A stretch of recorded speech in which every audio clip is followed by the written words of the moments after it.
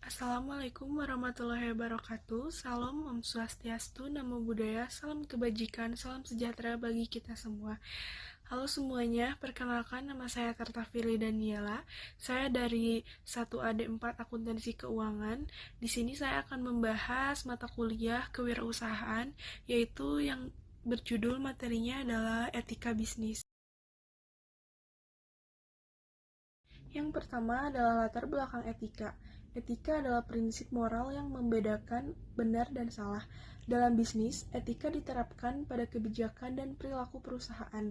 Di era globalisasi dan teknologi, etika bisnis semakin penting karena meningkatkan kesadaran terhadap isu lingkungan, hak asasi manusia, dan tata kelola. Pelanggaran etika bisa merusak reputasi dan kepercayaan publik, sementara penerapannya mendorong loyalitas, menarik talenta, dan mendukung kesuksesan jangka panjang. Kini, etika bisnis bukan sekadar pilihan, melainkan keharusan strategi.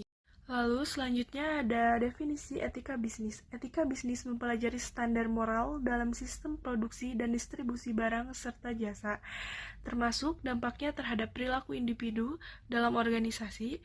Etika berbeda dari moral atau nilai pribadi dan hukum atau aturan formal. Meski kadang tumpang tindih, banyak tindakan ilegal yang tetap tidak etis. Karena itu, etika bisnis menuntut standar perilaku yang lebih tinggi dari sekedar kepatuhan hukum. Lalu selanjutnya, pentingnya etika bisnis.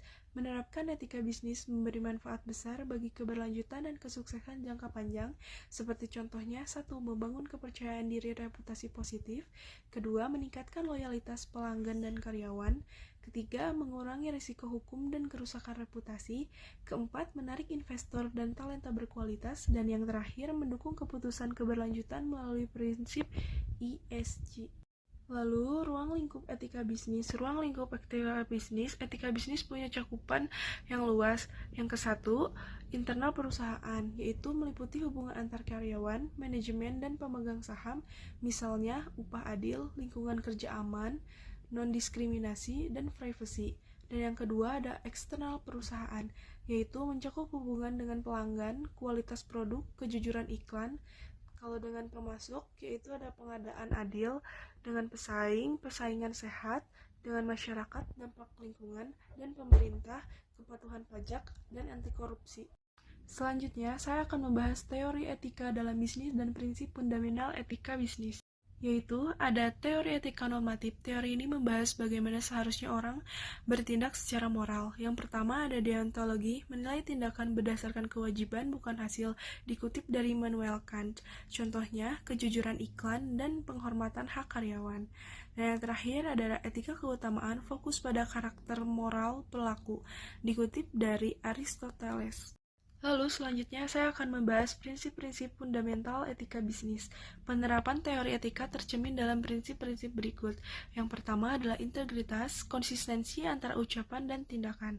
Yang kedua ada transparansi, keterbukaan informasi dan proses. Yang ketiga ada akuntabilitas, bertanggung jawab atas keputusan. Yang keempat adalah keadilan, perlakuan adil tanpa diskriminasi. Yang kelima, hormat, menghargai hak dan keberagaman individu. Dan yang terakhir adalah tanggung jawab, peduli dampak sosial, lingkungan, dan ekonomi.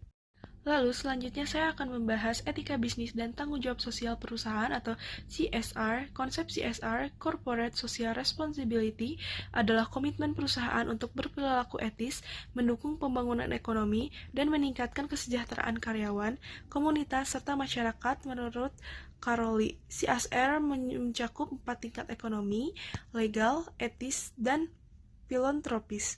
Hubungan etika bisnis dan CSR.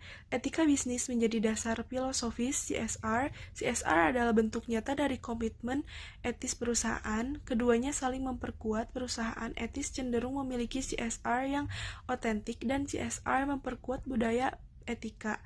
Manfaat implementasi CSR. CSR yang efektif meningkatkan reputasi, loyalitas, dan daya asing, menarik investor, mengurangi risiko, serta mendorong inovasi dan efisiensi. Dan yang terakhir yang saya akan bahas adalah implementasi etika bisnis dalam organisasi. Yang ke-1 adalah kode etik. Dokumen resmi berisi nilai dan standar perilaku harus dikomunikasikan dan dipahami melalui pelatihan dan diskusi. Yang kedua adalah pelatihan etika, membantu karyawan mengenali dilema dan mengambil keputusan etis bersifat berkelanjutan dan relevan.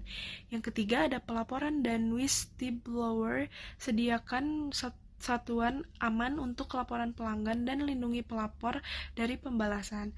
Yang keempat, terakhir adalah kepemimpinan etis. Pimpinan harus jadi teladan etika dan membangun budaya organisasi yang berintegritas.